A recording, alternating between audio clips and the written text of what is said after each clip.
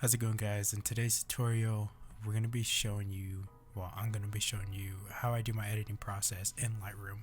I have a raw photo that I took off a website that I use to kind of practice my editing skills, and let's go ahead and jump right into it.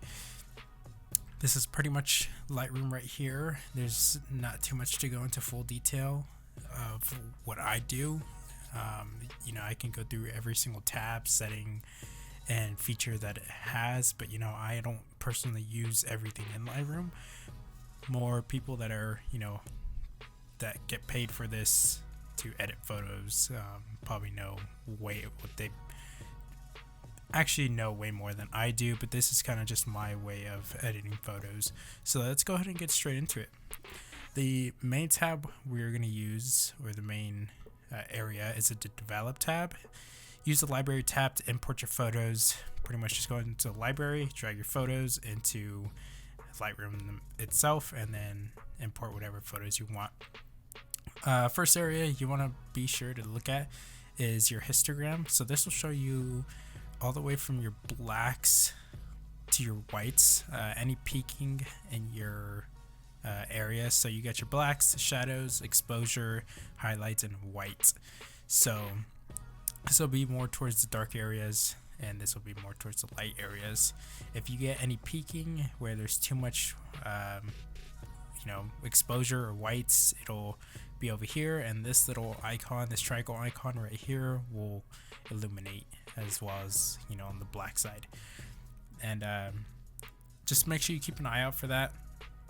And you can actually mess with this. You can bring it back and forth with your exposure. Control Z or Command Z if you're on a Mac to undo whatever you're editing. So if you mess up something and you want to go back to what it was before you mess with it, just hit Control Z or Command Z, and that'll bring it back.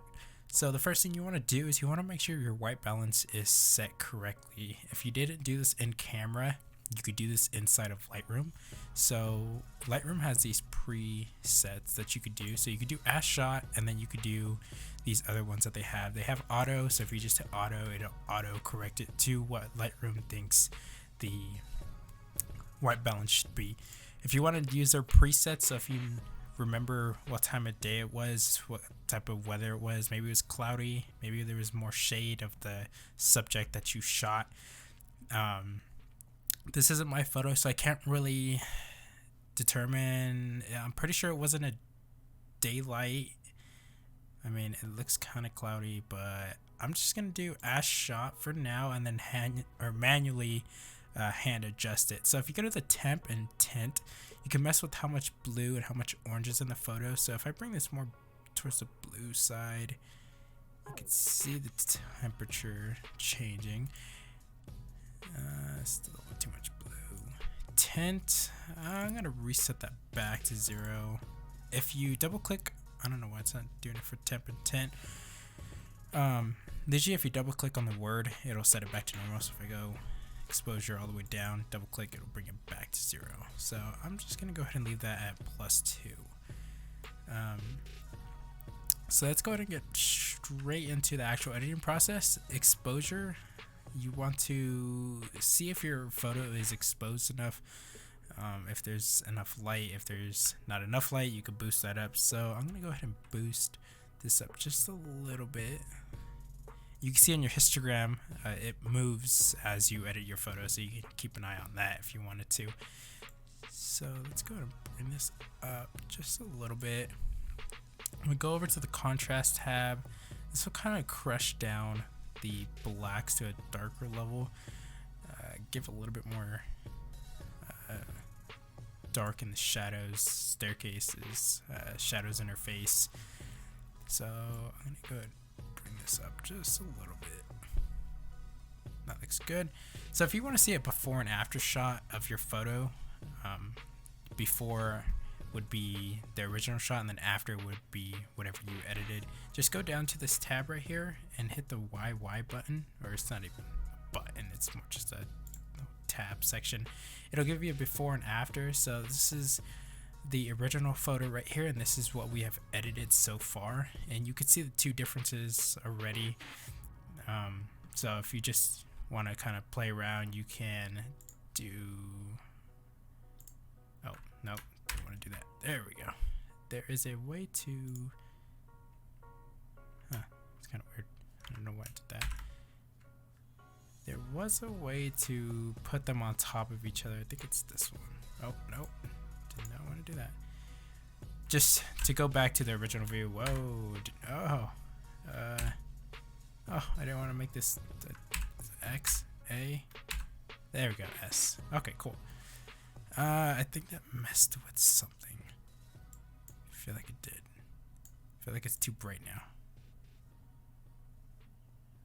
Oh, no? Huh? Maybe this is our photo. Okay, so back into what we were doing. We messed with the exposure and the contrast tabs. Let's go to the highlights. So this will be the white areas of this photo. So I believe this is a window frame right here. It kind of looks like one. This part of her body, which is at the left side. Left side? Yeah, left side. And then the pretty much the left side of her body, which is where the light source is coming from, and on her hair as well. So if you mess with the highlights tab, you can bring that down, you can bring it up. So I'm gonna bring this down actually a lot because I don't want too much exposure from that light. That seems about right. The shadows, it will, so if you bring the shadows all the way down, it'll crush all the blacks, basically the shadows in the picture. If I bring it up, it'll highlight those shadows, give you a bit more detail in the shadows to let you see it. But I'm actually just gonna bring this down just a little bit. The whites are basically like the highlights. It'll bring out the whites in the photo. So like I said, in the highlights, this part of her body, over here, and down on the dress on the left side. So I'm actually gonna bring this down just a little bit. That should be fine. If we go to the blacks, we can bring them up, we can crush them all the way down. And I'm also looking at my histogram, so you can see it peaked and it illuminated this little triangle. And if I hover over that triangle, if I look at the photo, you can see there's blue, and that'll show you where those blacks are peaking at. So there's too much peaking down here, which, I mean, you don't really have to follow. If there's a little bit of peaking, if that's what you want, then you could do that. But I'm gonna bring it up just a little bit. That looks good. Clarity will pull out the detail in your photo. So if I bring this all the way up, you get a lot of detail in the photo. I usually like using this effect for landscape photography. If I'm taking pictures of mountains, if I go hiking, I like to take a lot of pictures out there. So clarity looks really good in some situations, but for now I'm gonna just boost it up just a little bit. Dehaze, honestly, I haven't really used dehaze too much to fully explain it to you guys. If you guys just want to mess with it, a lot of this is experimental stuff, so, you know, just moving the slider back and forth to see what it does to your photo. I'm actually going to bump this down just a little bit. That's good. Vibrance and saturation. Saturation will give you the color in your photo. And vibrance, I believe, is like the temperature or the brightness of the saturation. I don't know how to fully explain it, but I'm gonna go ahead and bump down the saturation just a little bit and boost up the vibrance. Say about 30. Actually bring up the saturation. -5 is good. I love going to the before and after just to see what I liked in the original photo and what I kind of messed with already. So I'm liking it so far. I'm gonna go back to the main view. The curves is pretty much your best friend to use. You can really get into detail with the shadows and highlights. It kind of works the same way as your histogram layout. Your blacks are down here and your whites are up here. Give me a quick second. I'm gonna change this song. There we go. So I'm gonna bring up the blacks just a little bit. You're gonna see this peak probably, but you're gonna see that it moves in a pretty much desaturates the blacks, or not desaturates, but brings the blacks up and the shadows. And I'm gonna bring it down right here, just a little bit. Bring up the whites just by a tiny bit. Bring down the shadows. That looks good. All right. So you can go into crazy detail with the curves. You can add as many curve points as you want, but for now, that's good for me. HSL, hue, saturation, luminance. This is where you're gonna mess with specific colors. So if you want to change the hue of color, so red has more of a pink to orange feel. So if you want to mess with the reds, you could do that. So if I wanted the reds to be more of a pinkish color, I would just move this slider. You can see her skin tone actually change there. I'm going to reset this back to 0. Saturation, same thing. Each color you can mess with how much saturation it has in the color itself. So if I bump down the green all the way to -100, you're going to see no color in those flowers, but it probably has some yellows in it. Yeah, it's actually mainly all yellow, and you could see that the color disappeared, which is, I mean, it could be a cool effect if you wanted something like that. Let's go to reset this back to 0. So let's see, let's actually mess with the hue, and let's bring this more towards the orange. And the orange, let's bump up to an actual orange feel. Actually, yellow. It's probably a little bit. Let's bring down the reds. And this is all, oh, luminance, forgot about that. Luminance is the brightness of the color itself. So if I wanted the reds or the orange, whatever color, to be darker or lighter, pretty much just bump up and down these sliders. So if I wanted the reds to be, you know, less illuminated, I would bump that down.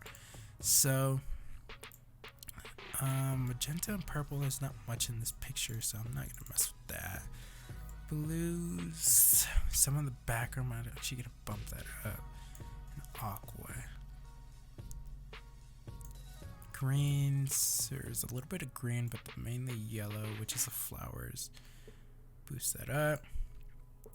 Oranges, which you want to be careful with orange, depending on the person's skin tone. So hers has a lot of orange in it in her skin tone. So if I bump this all the way down, she's gonna have nothing.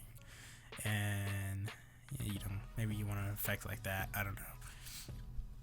So I'm gonna go ahead and bump this up just by a little bit. Go to the luminance tab and bring up the orange.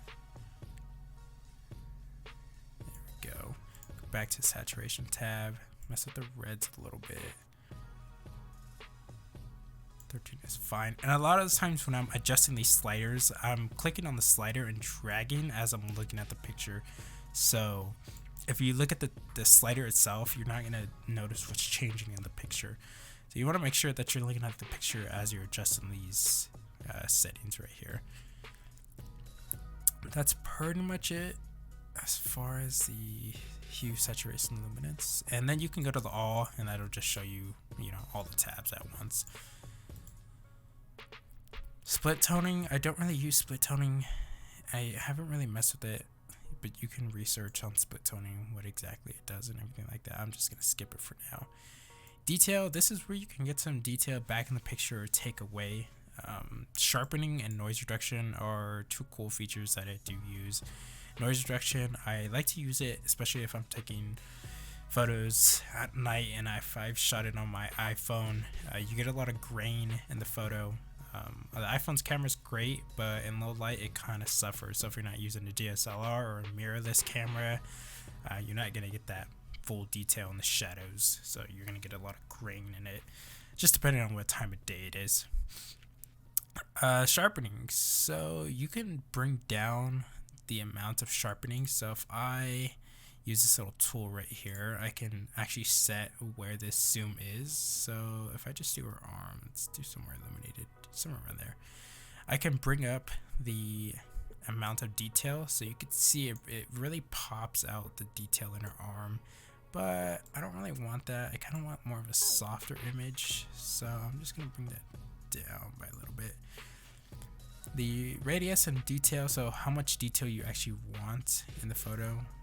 I'm not really gonna mess with any of this. I don't need noise reduction right now. It's pretty much fine. Give me a quick second to change the song again. Sorry. This album is okay, but play an acoustic album. Lens correction. I don't really use this as much, but you can if you get any warping in your photo or anything like that. If you do enable profile corrections, sometimes the software will detect what camera and model of lens you're using. So I personally don't know if this is 100% correct all the time. I'm pretty sure it is with the metadata and everything that a camera stores on the memory card and in the file itself. I didn't take this photo, so I can't tell you if this is 100% correct, but it looks like the camera was a Canon and they had an 18 to 135, the f-stop of 3.5 to 5.6, which, I mean, sounds pretty much correct. I'm guessing he would possibly zoom into that 135 just to get that, I think it's called bokeh? Bokeh? It's something with a B. Something like that. I haven't been in photography class in a while, so my terminology is a little bit off. I'm gonna go to disable that. I don't really need it right now. Transform, I never use transform tab, so if you want to mess with that, you can. Effects, if you want vignetting, which is that effect where you get the kind of black edges soften, you could bring that down, and you'll get that sort of vignetting effect. And if you bring it up, it's white instead of black, and you know, maybe you do like that effect. But for now, I'm gonna bring it down just by a little bit. The feather, I'm gonna bring it up. Pretty much just softens the vignetting around it.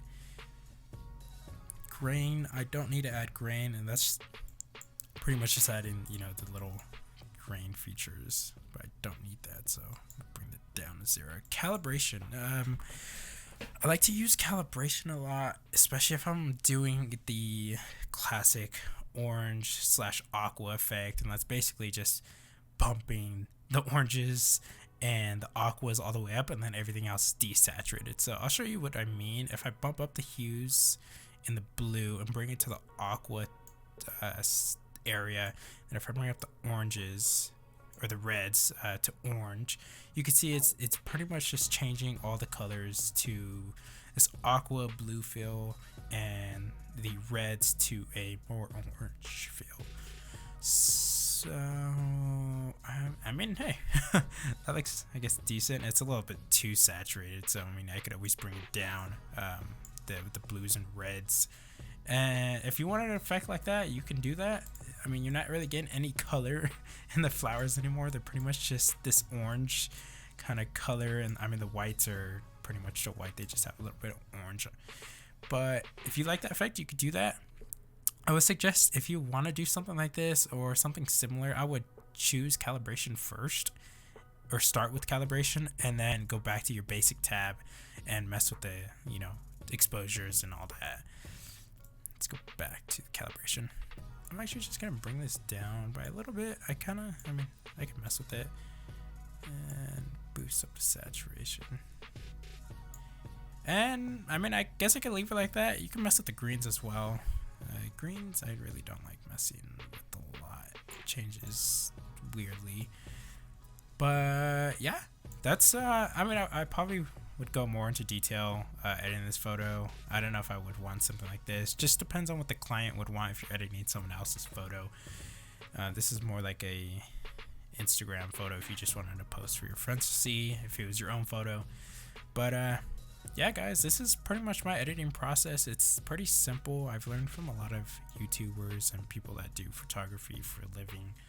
And I don't usually post stuff like this for sale, like my own photos that I take, just because mine are more just stuff I post on Instagram, kind of cool effects that you could do. I also have presets if you guys, ever get into presets, there's a lot of presets online that are very helpful, and they kind of take away the pain of going through every single one of these tabs, and it kind of gives you a look of what you want, and then you could manually adjust little things here and there. So if your image is too bright for a reset, so if I go ahead and reset, actually let me let's see, right click, where's it at?